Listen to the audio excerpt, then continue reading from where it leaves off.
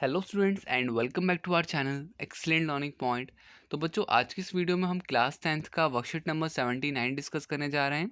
ये हमारे विज्ञान की वर्कशीट है और यहाँ पे बच्चों अभिकथन और कारण पर आधारित कुछ प्रश्न हैं।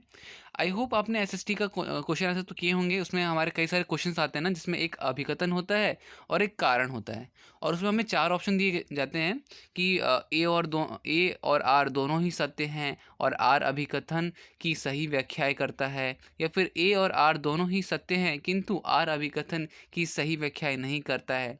और सेम बच्चों सी में ए सत्य है किंतु आर असत्य है, और डी ए असत्य है किंतु आर सत्य है। तो मतलब इस तरह से बच्चों आपने एसएसटी में कई सारे वर्कशीट्स किए हैं। सेम बच्चों साइंस में भी हमारा इसी तरह से क्वेश्चन आता है। आपको दो स्टेटमेंट दे रखी होगी, एक तो बच्चों आपका कथन दे रखा होगा अभिकथन, और एक कारण। अब इसमें से हमारे पास चार ऑप्शन होते हैं कि भैया ए सही है, आर भी सही है, मगर आर जो है ए की सही व्याख्याएं करता है। ए और आर दोनों ही सही है बट आर ए का सही व्याख्याएं नहीं करता है। या सी हमारा ए सत्य है किंतु आर असत्य है, ए असत्य है किंतु आर सत्य है। तो ये ऐसे चार ऑप्शंस हैं बच्चों। अब मैं आपको आंसर कैसे बताऊंगा। अगर मैंने किसी का आंसर बताया ए, सपोज मैंने बच्चों इसका आंसर बताया ए, तो आप समझ लीजिएगा कि मैं यहाँ पर क्या बता रहा हूँ। तो पहले प्रश्न का उत्तर अगर मैं ए बता रहा हूँ, मतलब कि आप ये समझ लीजिएगा कि मैं ये बताना चाह रहा हूँ कि पहला प्रश्न का उत्तर होगा ए से मतलब है मेरा ये, ठीक है। तो अगर मैंने ए बोला कहीं पर भी तो आप समझ लीजिएगा कि मैंने कहा कि पहले प्रश्न का उत्तर है ए और आर दोनों ही सत्य है और आर अभिकथन की सही व्याख्या करता है। पहले मैं आंसर किस तरह से दूंगा, इसलिए मैं आपको पहले इसलिए बता देता हूँ। अगर सपोज बच्चों सेकंड क्वेश्चन में मैं आपको बोलता हूँ कि सेकंड क्वेश्चन में आंसर सी है, ठीक है, मैंने कहा सेकंड क्वेश्चन का आंसर सी होगा, तो सी होने का मतलब है कि आप ये समझ लीजिएगा कि मैं कहना चाह रहा हूँ कि ए सत्य है किंतु आर असत्य है, ठीक है। तो आई होप आप समझ गए होंगे। तो एक बारी बच्चों देखो, मैं आपको समझा देता हूँ सारे। सबसे पहले हम एक उदाहरण कर लेते हैं। उदाहरण भी ये बहुत ज़्यादा इंपॉर्टेंट है, ऐसा नहीं कि उदाहरण तो हमसे नहीं पढ़ेंगे। अब उदाहरण क्या है, अभिकथन कागज की एक फैक्ट्री में उत्पन्न अपशिष्ट पदार्थ में अधिक मात्रा में हाइड्रोक्लोरिक अम्ल होता है।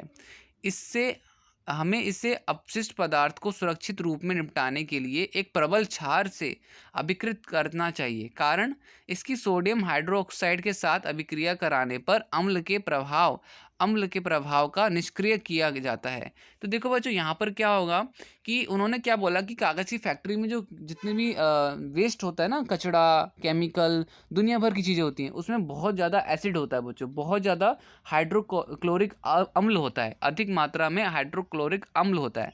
हम क्या करते हैं बच्चों, इन केमिकल को या तो मिट्टी में गड्ढा खोद के डाल देते हैं और या तो पानी में बहा देते हैं। तो बच्चों, पानी में अगर आप एसिड को बहा दोगे तो पूरा पानी जहरीला हो जाएगा, एसिडिक हो जाएगा। या फिर आपने मिट्टी के अंदर ये कचरा डाल के मिट्टी को ढक देते हो तो वो पूरी मिट्टी खराब हो जाती है। तो उन्होंने बोला कि भाई हम ऐसा कर सकते हैं, इस एसिड को एक प्रबल क्षार से क्या कर दो बच्चों, एक प्रबल क्षार से अधिकृत करना चाहिए। अभिकृत मतलब कि उसको रिएक्शन करना चाहिए, ठीक है। तो अगर हम रिएक्शन करवा देंगे तो बच्चों वो क्या हो जाएगा, उसका जो प्रभाव हो जाएगा वो खत्म हो जाएगा। उसका क्या हो जाएगा बच्चों, प्रभाव खत्म हो जाएगा, ठीक है। तो हमने पढ़ा है ना कि कोई सा भी एसिड, सॉरी बच्चों, एसिड ये है हमारा एसिड, अगर बेस के साथ रिएक्ट करता है तो वो हमारा क्या बनता है, वो हमारा सॉल्ट और वाटर बनता है, ठीक है।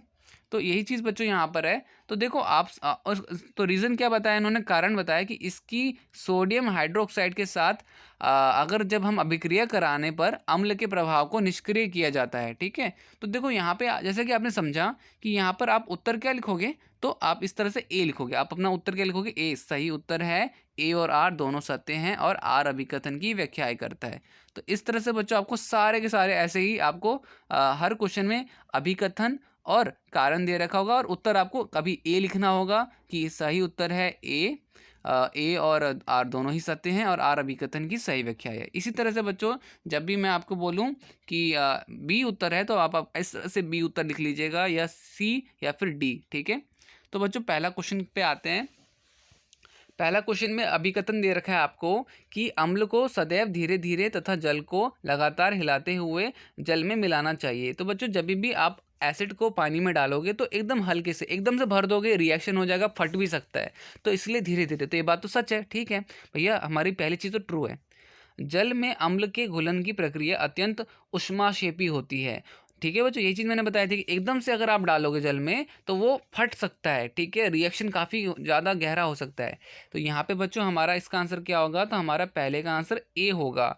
वापस बता रहा हूँ बच्चों, अगर मैंने बोला पहले का आंसर ए होगा तो इसका मतलब कि आप उत्तर में क्या लिखिएगा, तो आप उत्तर में ए नहीं, सिर्फ ए मत लिख दीजिएगा, आप उत्तर में ये लिखिएगा कि उत्तर ए में आप इस तरह से लिखिएगा, ठीक है, कि ए और आर दोनों ही सत्य है और आर अभिकथन की सही व्याख्याएं करता है, ठीक है। अब इसके बाद बच्चों हमारा सेकंड जो है अभिकथन। अभिकथन क्या दे रखा है, तो यहाँ पे देखो आपका दे रखा है कैल्शियम ऑक्साइड एक क्षार है ना कि क्षारक। कैल्शियम हाइड्रोक्साइड जल में अघुलनशील है। तो देखो यहाँ पर बच्चों पहली बात सही है बट दूसरी बात गलत है, ठीक है। तो यहाँ पर हमारा सेकंड का जो उत्तर होगा वो होगा सी। सी उत्तर होगा। सेकंड प्रश्न का उत्तर क्या होगा बच्चों, सी उत्तर होगा। क्योंकि देखो अब यहाँ पे सी का क्या है, तो सी मैंने आपको बता दिया कि ए सत्य है किंतु आर असत्य है। ऊपर वाली बात तो सही लिखी थी मगर नीचे वाली बात गलत लिखी थी, तो ये हो जाएगा हमारा सी। इसके बाद देखो यहाँ पर सी भी हो गया।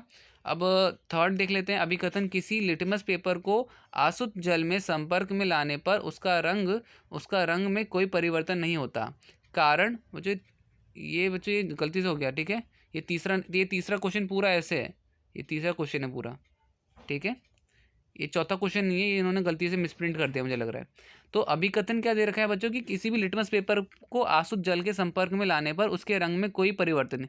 अब बच्चों आप एक बात बताओ, लिटमस पेपर हमारा क्या है, लिटमस पेपर एसिड, कोई चीज़ एसिड है या बेस है वो चेक करता है। तो आप अगर जल डालोगे तो उससे क्या होगा, कोई परिवर्तन होगा, कोई भी परिवर्तन नहीं होगा, क्योंकि लिटमस पेपर क्या है, लिटमस पेपर का तो उपयोग किया जाता है ताकि यह जाना जा सके कि विलयन अम्लीय है या फिर क्षारीय है। तो बच्चों ये भी हमारा थर्ड जो क्वेश्चन होगा इसमें भी मैं क्या लिखूंगा, ए, कि भैया ये जो होगा आपका इसका थर्ड का उत्तर क्या होगा, थर्ड का उत्तर होगा ए।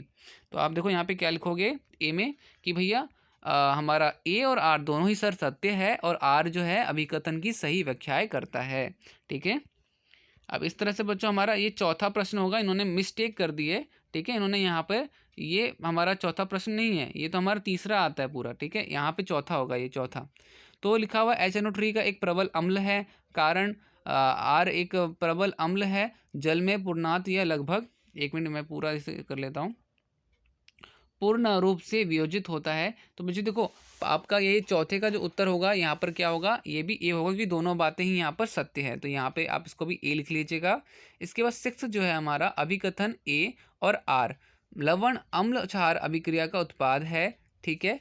तो मतलब कि बच्चों अब देखो यहाँ पर क्या है आपका, तो ये लिखा हुआ कि लवण जो होता है अम्ल क्षार और अभिक्रिया के उत्पाद से मिलता है। सॉल्ट जो होता है, नमक जो होता है वो अम्ल और क्षार की अभिक्रिया, तो ये तो सत्य है, पहला तो सत्य है। लवण अम्लीय या क्षारीय हो सकते हैं। तो बच्चों देखो यहाँ पर क्या होगा, यहाँ पे आपका आंसर सिक्स वाले में होगा बी, ठीक है। सिक्स वाले में क्या होगा, बी होगा, क्योंकि देखो हमारा ये क्या होगा कि पहली बात तो सत्य, दूसरी बात गलत है, ठीक है। तो आप क्या लिखोगे कि ए और आर दोनों सॉरी ए और आर दोनों सत्य हैं बट आर अभिकथन की सही व्याख्या ही नहीं करता। तो गलत नहीं है आर, बट वो सही व्याख्या ही नहीं करता है, तो ये बी हो जाएगा, ठीक है।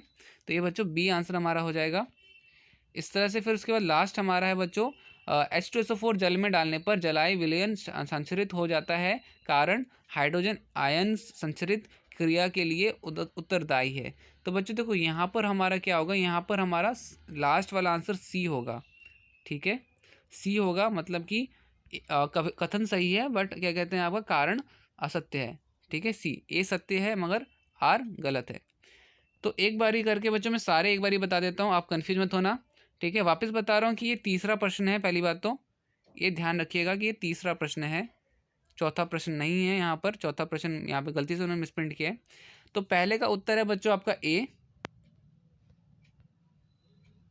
दूसरे का उत्तर है आपका बच्चों सी,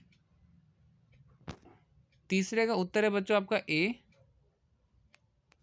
पांचवे का उत्तर है बच्चों आपका ए,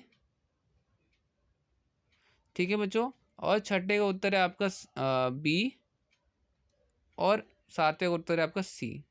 तो मैंने एक बार सारा बता दिया, ठीक है। तो ACA और ABC, ये हो गया बच्चों हमारी वीडियो का ख़त्म। उम्मीद करता हूँ आपको समझ में आ गया होगा। तो आज की वीडियो में इतना ही, मिलते हैं नेक्स्ट वीडियो में, तब तक के लिए bye bye and take care.